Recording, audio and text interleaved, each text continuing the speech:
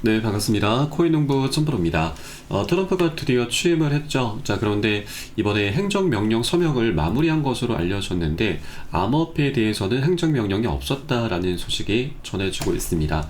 자, 그래서 이 실망감으로 인해서 이 리플 같은 경우도 어제 트럼프 취임을 앞두고서 기대감으로 플러스 10%까지 급등하면서 새로운 신고가를 찍었지만 실망감이 다시 한번 전해지면서 많이 주저앉았습니다. 자, 그러나 오늘은 다시 살짝 반등하는 모습을 보이고 있는데, 자, 이것은 그만큼 리플에 대한 개별적인 기대감이 굉장히 강력하다라는 걸 엿볼 수 있는 대목입니다.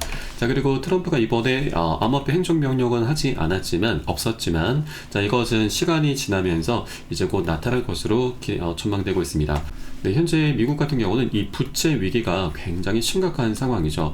자그마치 5억 원에 육박하고 있습니다. 엄청난 자금이죠. 그리고 이로 인해서 달러의 패권까지도 현재 위협을 받고 있기 때문에, 자, 이에 대한 해결책이 바로 암호화폐가 될 수가 있습니다. 자, 그래서 우리 암호화폐의 성장은 계속해서 나타날 수밖에 없는 부분이고, 자, 트럼프도 이를 충분히 인지를 하고 있기 때문에 그동안 계속해서 암호화폐에 대해서 언급을 했었던 것이고, 미국을 암호화폐 수도로 지금 만들겠다라고 좀 밝힌 바가 있죠. 그래서 우리 암호화폐 이 행정 명령은 이제 곧 있게 될 것이고요. 그리고 이 실마감으로 인해서 우리 코인시장이 살짝 조정을 받고 있는데, 자, 우리가 이 부분에 절대 털려서는 안 되시는 거고, 오히려 좀 더 싸게 살 수 있는 굉장히 좋은 기회입니다. 그래서 이 기회를 여러분께서도 꼭 쟁취를 해주시기 바라겠습니다. 자, 그리고 앞으로 트럼프가 이 행정 명령을 하게 될 수밖에 없는 그 이유에 대해서도 한번 오늘 영상에서 다뤄보도록 하겠습니다. 자, 그리고 또 하나는 이제 이 SEC 위원장 게리 겐슬러가 드디어 퇴임을 했고, 자, 새로운 위원장으로 이 폴 애킨스, 암호화폐 굉장히 친화적인 인물이죠. 폴 애킨스가 이제 임명이 될 것인데, 현재 상원에서 인준 절차를 진행 중이지만 조금은 시간이 걸릴 것으로 보여지고 있습니다. 자, 그래서 대행 업무를 현재 이 마크 우에다가 맡게 될 것인데, 이 마크 우에다 같은 경우는 이 암호화폐 굉장히 친화적인 인물입니다. 그래서 이것이 우리 리플에게 오히려 더 유리하게 작용될 수도 있겠다라고 볼 수가 있는데, 이 부분도 한번 같이 살펴보도록 하겠습니다.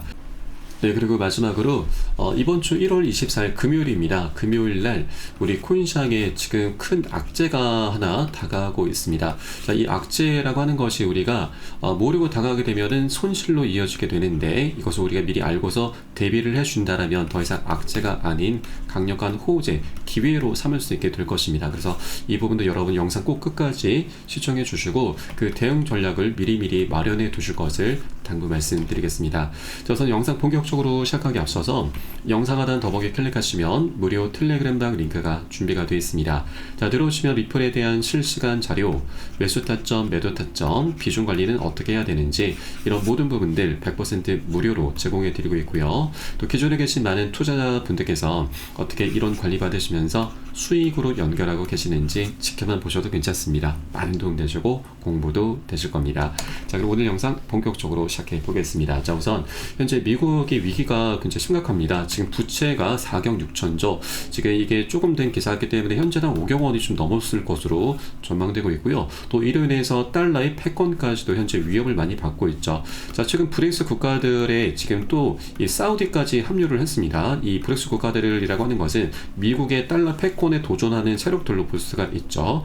자, 그래서 현재 미국의 상황이 굉장히 녹록지가 않습니다. 자, 그런데 이 미국의 부채 그리고 달러 패권을 한 번에 해결할 수 있는 것이 바로 암호화폐, 그 중에서도 이 스테이블 코인이 될 수가 있습니다. 자, 새로운 구원 투수가 나타나게 된 것이죠. 바로 부채 위기 해결책 스테이블 코인.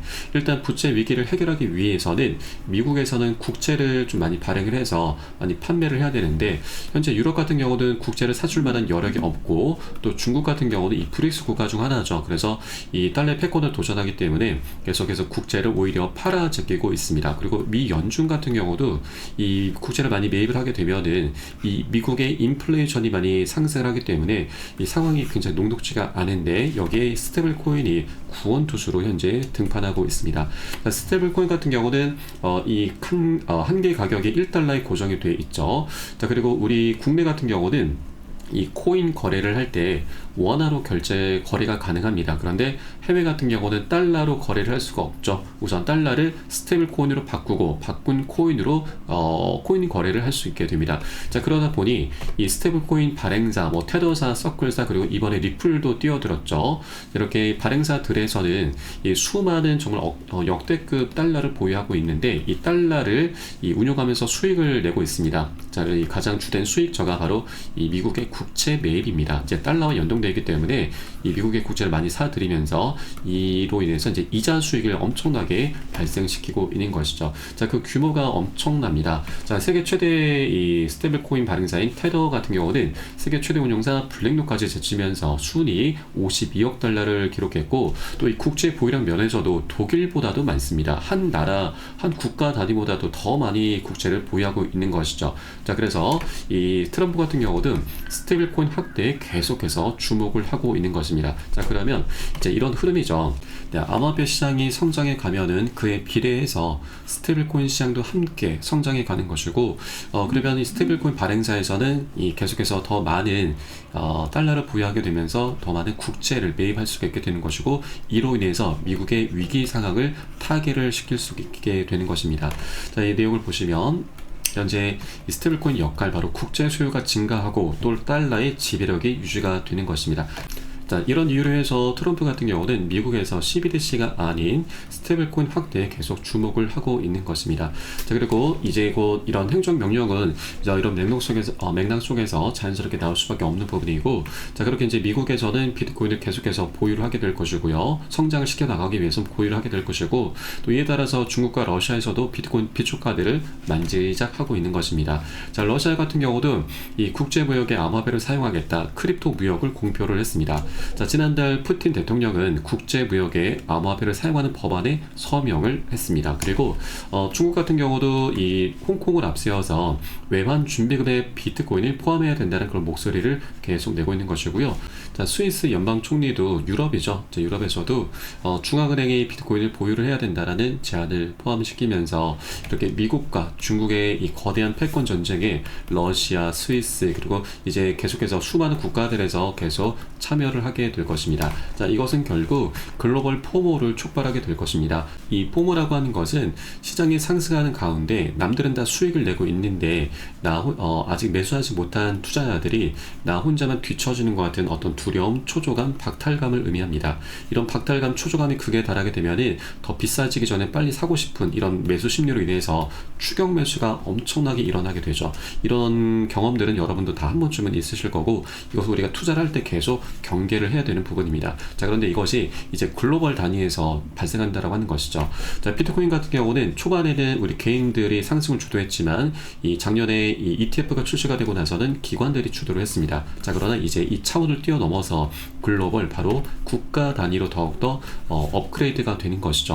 자, 그리고 미국 같은 경우는 현재 비트코인 한 20만 개 정도 보유하고 있는데 2030년까지 한 100만 개 정도를 더 비축하겠다라고 밝혔습니다. 자, 이렇게 비축 자산이라고 하는 건 이제 더 이상 매도를 하지 않는다라는 의미입니다. 자, 그래서 현재 비트코인도 전체 2100만 개 중에서 약 94%가 모두 채굴이 됐고 6%만 이제 남아있는데, 이것조차도 앞으로 2140년 115년 동안 채굴이 됩니다. 그러면 사실상 신규로 공급되는 양은 이제 없는 것이죠. 거의 없다시피 하게 되는 겁니다. 자, 그래서 현재 제한된 공급량 안에서 이제 국가 단위에서 계속해서 매집을 하게 된다는 건 그만큼 이 비트코인에 대한 희소 가치가 계속 폭발적으로 증가하게 되면서 가격이 계속 급등하게 될 수가 있다는 거죠. 자, 그래서 이런 메커니즘으로 인해서 우리 코인 시장은 전반적으로 아직까지 굉장히 저평가되어 있다라고 하는 것입니다. 자, 이 과정에 우리 알트코인들, 그 중에서도 이 대장주 코인들이죠. 메이저급 코인들이 가장 많은 수혜를 보게 될 것입니다. 자, 여기에 더해서 리플 같은 경우는 이제 소송도 그 끝이 곧 드러나게 되고, 이로 인해서 ETF와 IPO 등이 하나 둘씩 진척이 돼 갈 것입니다. 자, 이것들은 그동안에는 아직 숙제로 남아있지만 이제 하나 둘씩 풀려나가면서 굉장히 강력한 호재로 변하게 될 수가 있는 것이죠. 자, 그래서 현재 리플이 자, 최근 신고가를 계속해서 터치하고 있는데, 자, 이것이 끝이 아닌 이제 새로운 시작이다라고 하는 것입니다. 자, 그만큼 자, 리플의 방향성은 계속해서 장기적으로 나오게 될 것이고, 이런 조정 흐름이 나타났다고 해서 우리가 절대로 매도라든가 손절로 대응을 하실 게 아니라, 이렇게 되면은 우린 결국 고래 세력들의 먹잇감밖에 되지 않습니다. 절대 이런 우를 범하시면 안 되고, 오히려 이런 조정 구간을 활용해서 우리가 단 한 개라도, 여러분 여력이 되시는 만큼 한 개라도 더욱더 많이 모아나가 주실 것을 당부 말씀드리고, 자, 이에 따른 매수 타점, 매도 타점, 비중 관리에 대해선 제가 무료 텔레그램방 통해서 실시간 빠르게 여러분께 공유를 해드리고 있습니다. 그래서 여러분들 이 사연에 따라서 함께 동참해 주실 것을 당부 말씀드리겠습니다.